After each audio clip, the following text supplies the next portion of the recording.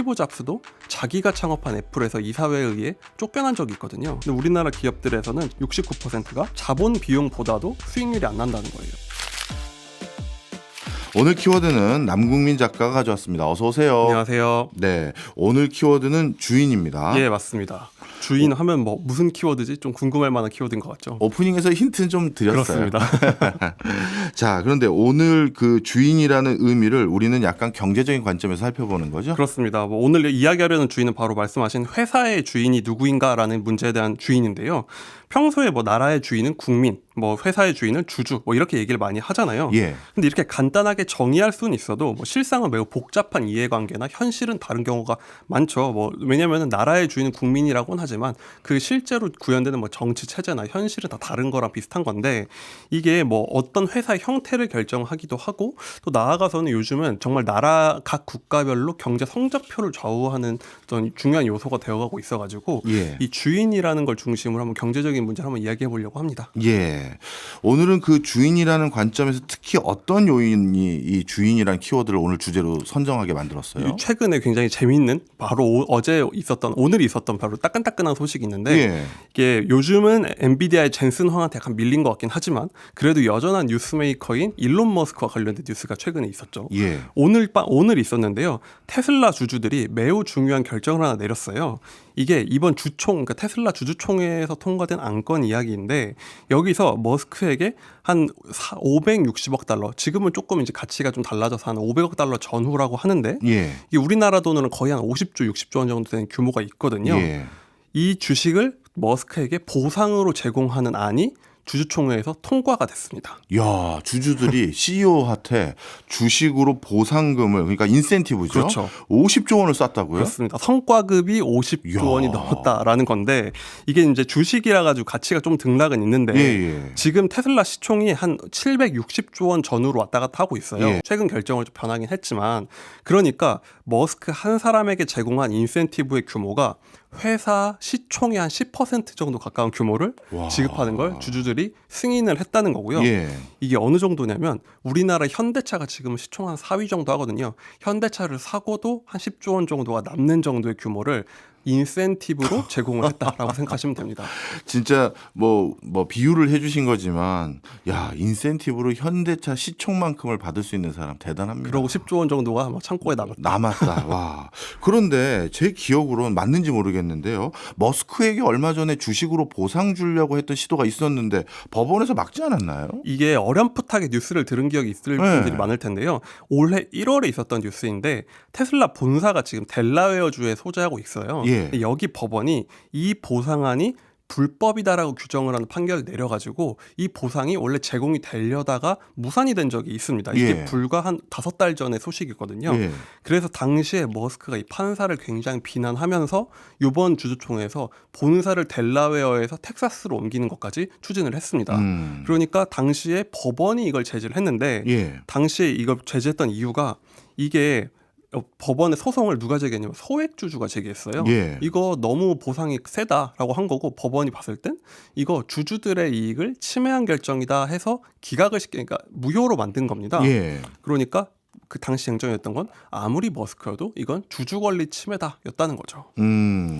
물론 이제 테슬라하고 머스크는 뗄래야 뗄 수 없는 관계이긴 합니다만 이 놀라운 게 소액 주주가 반대했다고 이렇게 큰 의사결정이 무산되는 것도 참 신기합니다. 보통 이런 보상 결정은 이제 이사회에서 승인을 하다 보니까 당시 이사회 결정이었고 법원이 봤을 땐 이건 주주들이 결정을 해야 된다라는 골자였었고 예. 그래서 이번에 주주총회에서 이렇게 압도적 찬성이 됐으니까 법적 고비는 넘어갔다라고 볼 수가 있는 건데요. 예. 이 말씀하신 대로 그게 핵심적인 쟁점이었던 거죠. 아무리 테슬라는 머스크고 머스크가 창업자지만 이거는 주주들에게 침해하면 안 된다라는 게 당시 골자였는데 사실 국내에서는 어떤 기업, 특히 창업자는 그 기업과 거의 한 몸, 뭐 그 회사는 그 사람 거지라는 인식이 있잖아요. 그렇죠. 그러다 보니까 굉장히 낯선 이야기인데 당시 미국에서는 몇 주를 가졌든 간에 모두가 주주고 형평성을 맞춰야 한다. 이걸 강조했던 겁니다. 네. 뭐 예를 들어서 회사의 주인이 주주다 이런 점을 어떻게 보면 확실하게 보여준 대표적인 사례인 것 같은데 그래도 주주라고 해도 지분 많이 가지고 있는 사람이 더 많은 의사결정을 행하는 게 원칙인 것 같은데 참 쉽게 판단은 안 되네요. 그렇죠. 이게 우리랑 굉장히 인식의 괴리가 있다는 예. 부분이 드러나는 것 같은데 미국의 회사들, 뭐 특히 S&P 500 지수에 포함되어 있는 대기업들을 보면 굉장히 흥미로운 점이 있는데요. 예. 보통 국내 코스피에서 시가총액 순위를 쭉 세워놓고 이 회사 누구 거야? 라고 물어보면은 기업을 조금 아는 분들이거나 특히 좀 어느 정도 연배가 있어서 기업들의 역사를 잘 아는 분들은 거기는 어디 지방 거지? 그 회사는 누구 거지? 더 나아가면은 거기는 누구 처가 건데 나오면서 계열 분리가 돼서 몇째 아들이 가져왔어 라는 것까지 다 나오거든요. 그래서 족보가 나오죠. 그렇죠. 어느 정도 아는 분들 다 알죠. 예. 이 그룹이 누구랑 무슨 관계고. 그런데 미국 기업은 이 회사 누구 거야? 라고 물어보면 대답하기가 굉장히 힘듭니다. 그렇네요. 제가 여쭤보면은 애플은 누구 회사일까요? 라고 물어보면 어떻게 답할까요? 아, 그렇네요. 예전 같으면 그냥 딱 편하게 스티브 잡스 거잖아 했을 텐데 이제는 잡스 유가족 거라고 얘기하기도 애매하고. 그렇죠. 애플의 주인이 누구인가라는 물음을 하면 굉장히 헷갈리는데 예. 애플의 지분 소유자 순위를 보면요. 네. 1위가 벵가드 그룹이거든요. 아. 근데 여기가 이제 세계에서 인덱스 펀드를 대중화시킨 대표적인 자산운용사니까 알죠. 자산운용사에서 그냥 여러 고객들의 돈을 모아서 사고 있는 거고 예. 그 다음이 이제 이 블랙록 여기도 세계적인 자산운용사고 5위, 6위, 10위는 그냥 펀드입니다. ETF가 담고 있는 거고 그나마 좀 우리가 아는 게 2위인 버크셔 서웨이 워런 버핏인데 예. 사실 버핏도 자기는 여기 경영에 직접 관여 안 한다고 여러 번 얘기를 하고 있거든요. 예. 그러니까 1등부터 10등까지가 뭐 ETF, 펀드, 자산운용사처럼 뭔가 여러 사람의 돈을 모아놓은 어떤 사람이라고 하긴 힘든 존재들이 있다는 거죠. 어찌 보면 의미 있는 대주주들이 거의 펀드나 여러 사람들이 돈을 모아 자산운용사에게 보내줬던 자산운용사뿐이네요. 그렇죠. 맞습니다. 그러다 보니까 주인이 누구냐라는 게 전통적인 관점에서 말하기가 힘든 건데 예. 경영자의 입장에서도 경영자 월급을 받잖아요. 그 사람의 입장에서도 사실 경영자들은 사주가 누구인지 신경을 쓰는 예. 게 우리의 한 전통적인 관점인데 예. 이 관점에서 보면 사주가 누구이지? 나한테 명령을 하고 내가 따라야 되는 사람 누구이지라고 하면은 미국의 현실에서는 해당되는 게 없다는 겁니다. 그렇네요. 미국의 회사들을 딱 보면 사주가 누구냐라는 말에 뭔가 대답을 명쾌하게 하기 어려운 그렇죠. 그런 회사가 많은 거네요. 그렇다 보니까 뭐 마이크로소프트는 더 나가서요. 5%가 넘는 지분을 갖고 있는 사람은 사람이 아니라 펀드밖에 없고 나머지는 5% 이상 갖고 있는 주주가 없습니다. 예. 그러니까 아무도 주요 주주라고 하기도 쉽지가 않은 상황이 있다라는 거죠.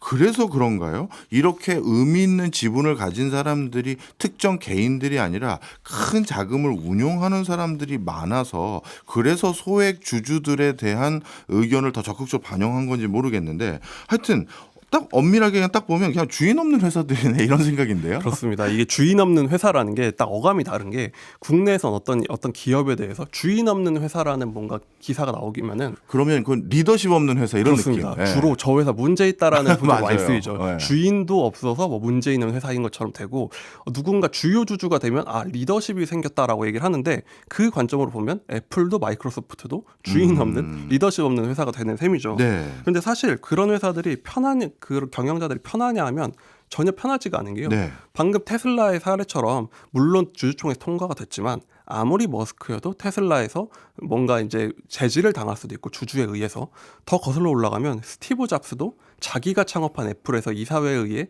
쫓겨난 적이 있거든요.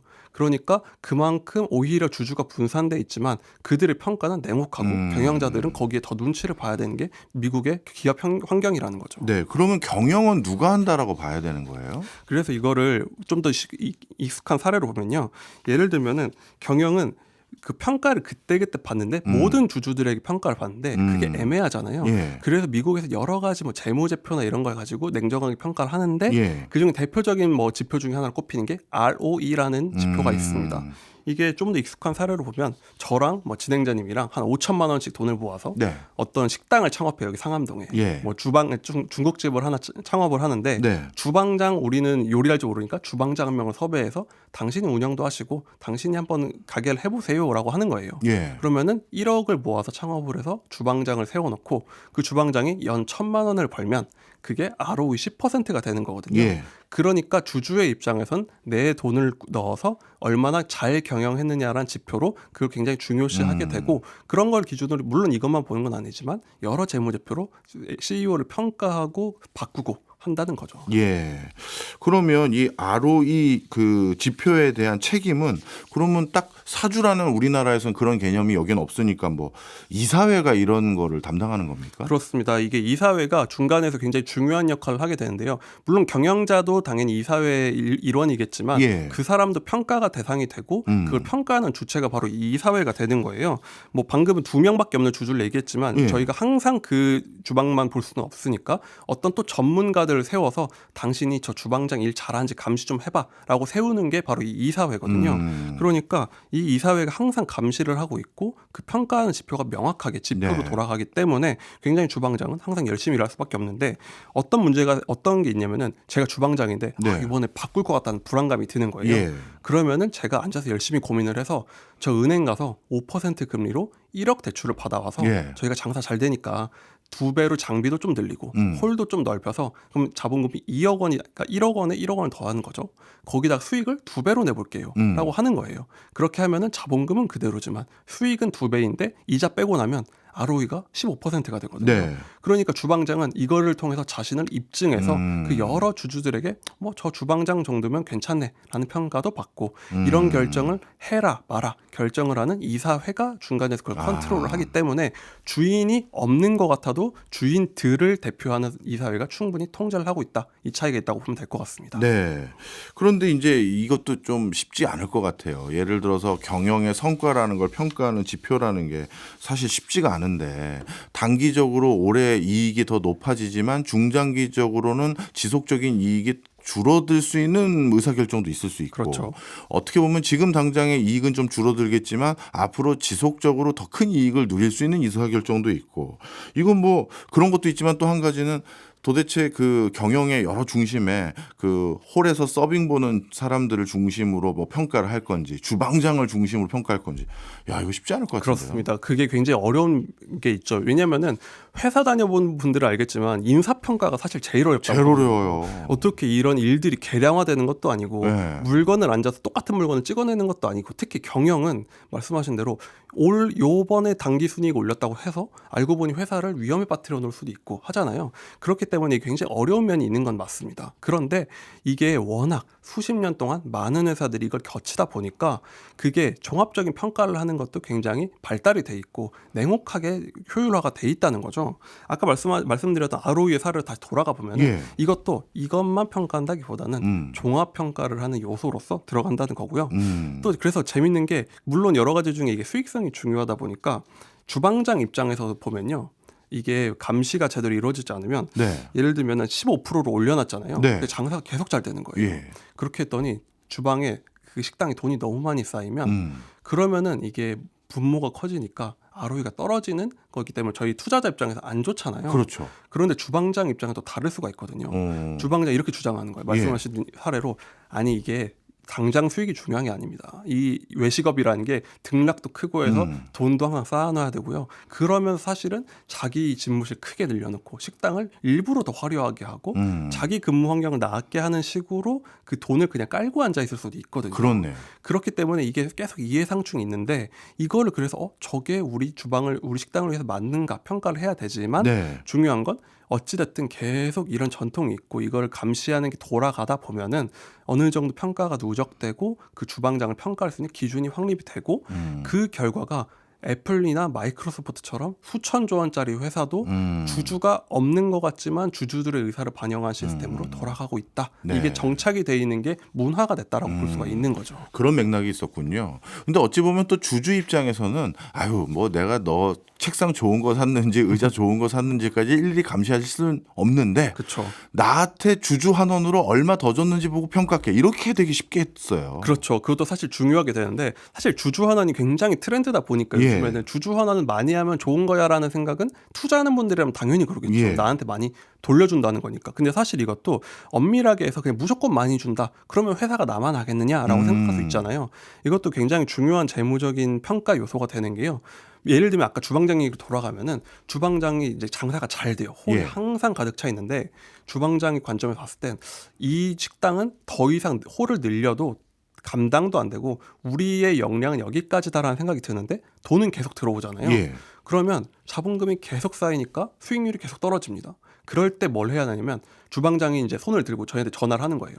저희 식당에 돈이 너무 쌓였는데 더 이상 돈 벌 자신은 없습니다. 이 돈 돌려드릴 테니까 가져가서 더 좋은 데 쓰세요라고 할 수가 있는 거예요. 주주들한테. 그렇죠. 예. 그렇게 예를 들면 수익률이 한 5% 이하로 떨어졌다 하면 저한테 돈을 돌려주면 예. 저는 그 돈을 받아서 5%보다 더 효율적인 데다가 돈을 쓸 수가 있다는 거죠. 그렇죠. 그렇기 때문에 주주환원이라는 게 주주한테 돌려줘서 좋은 거다라는 게 지금까지 인식이지만 네.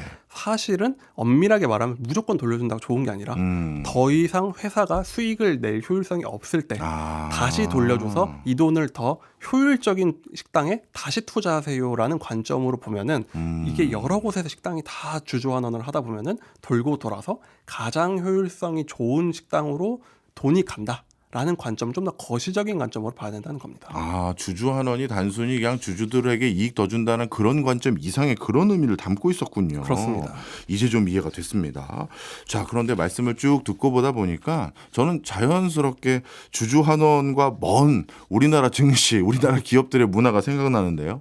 그렇습니다. 이게 뭐 모든 기업을 일반화할 수는 없지만 사실 딱 보이는 지표로 제가 ROE를 가져온 이유 중에 하나가 네. 애플 같은 경우가 방금 말씀드린 그 ROE란 중요한 지표 몇 퍼센트 정도 될 것 같으신가요? 애플은 제가 높은 걸로 대충 알고 있는데 얼추 그때 제 생각으로 100% 가까웠던 것 그렇습니다. 같은데. 이게 그러니까 자본금이 1억인데 1억 5천만 원을 그러니까요. 벌어온다는 거잖아요. 네. 물론 애플 같은 회사는 굉장히 이례적인 사례이고 그래서 다른 회사들을 좀 보면 마이크로소프트도 한 40% 정도 돼요. 여기도 IT 기업이니까 그럴 수 있어라고 하지만 예를 들면 맥도날드는 ROE가 마이너스거든요. 예. 주주들한테 돌려주다 못해서 이제 더 돌려줘가지고 이제 모수가 이제 분모가 마이너스가 된 경우인데 예. 대체로 이렇게 굉장히 높은 비율을 유지를 해요. 왜냐하면은 자기가 더 이상 이 돈으로 벌 자신이 없을 때 바로바로 돌려줘서 자신의 성적표를 굉장히 높게 만들어 놓는 게 중요한 평가 지표가 되거든요. 예. 그런데 우리나라는요, 코스피 전체로 봤을 때 지금 ROE가 얼마예요? 5% 전후. 5%요? 그것보다 안 된다는 얘기도 나오고 있어요. 야. 그런데 이게 우리나라가 항상 이렇게 낮았느냐 하면은 2000년대 초반만 해도 한 15% 정도였거든요. 예. 그러니까 계속 우리나라는 주방에 돈이 계속 쌓이는데 벌이는 비슷한데 돈만 쌓이니까 아까 말씀드린 그 딴 생각을 하는 주방장 같은 상황이 많아지고 있다는 거죠. 아니 이게 이렇게 트렌드로 15%였던 게 5% 수준까지 낮아지면 이건 뭔가 구조적인 문제가 있는 것 같은데요. 그렇습니다. 그러니까 미국 식당들은 굉장히 자꾸 효율성 높이려고 지금 하고 있는 상황이고 예. 우리는 주방장들이 지금 창고에 돈을 계속 쌓아놓는 상황인데 이것 때문에 또 굉장히 좀 안타까운 지표 중에 하나가 그러면은 돈을 아까 말씀드린 거 사업을 하면 빌려오고 조달을 하잖아요. 예. 거기도 비용이 나가고 갖고 있는 돈으로 벌 수 있는 능력 있잖아요. 그러면은 벌 수 있는 능력보다 나가는 돈이 많으면 빨리 빚을 갚아야 되잖아요. 근데 우리나라 기업들에서는 지금 69% 상장사 중에 69%가 자본 비용보다도 수익률이 안 난다는 거예요. 그러니까 우리나라 기업들은 빌려 쌓아놓고 있는 돈으로 나가는 돈이 그냥 많은 상황을 유지하고 있다. 그러니까 굉장히 비효율적인 상황이 되어가고 있는데 이게 결국 돌고 돌아서 회사의 주인이 그럼 결국 이렇게 되면 그 돈을 넣은 사람이 주인인가 주방장이 주인인가라는 생각을 하게 만드는 문제라는 거죠. 그렇군요. 이거 우리나라도 개선될까요? 그래서 지금 많은 노력을 하고 있는 게요. 지금 최근에 정부에서 이제 정부 개정안을 추진하고 있는 게 예. 상법 개정안이라는 게 굉장히 핫한 이슈가 되고 있어요. 예. 이게 굉장히 작아 보이는 변화를 주는 건데 이사회 방금 말씀드린 중요한 이사회 역할에 회사에 대한 충실 의무, 그러니까 회사에게 충실해야 된다라는 의무를 규정하는데 네. 지금 회사니까 이게 누구를 말하는 거야라고 애매하거든요. 사주를 말하는 그쵸. 거지 누군지. 이게 하기 나름인 건데 여기다가 주주에 대한 뭐 충실 의무를 추가하는 거예요. 예. 그렇게 되면 이사회가 너 왜 이런 비효율적인 결정하는 걸 냅뒀어? 그렇게 되면 당신이 이걸 주주들에게 손해를 준 거 아니야라는 책임을 물을 수가 있게 되거든요. 네. 그렇기 때문에 두 글자가 추가되는 거지만 이 차이가 지금 굉장히 중요한 변화를 만들 수가 있고 네. 그래서 지금 이 변화가 그냥 투자하는 분들 특히 해외나 기관 투자자들은 굉장히 중요한 이슈로 보고 있습니다. 네, 알겠습니다. 자본시장 없는 큰 회사는 없습니다. 우리나라의 많은 사주분들도 이 사실을 꼭 기억해 주셨으면 하는 바람입니다. 지금까지 남국민 작가였습니다.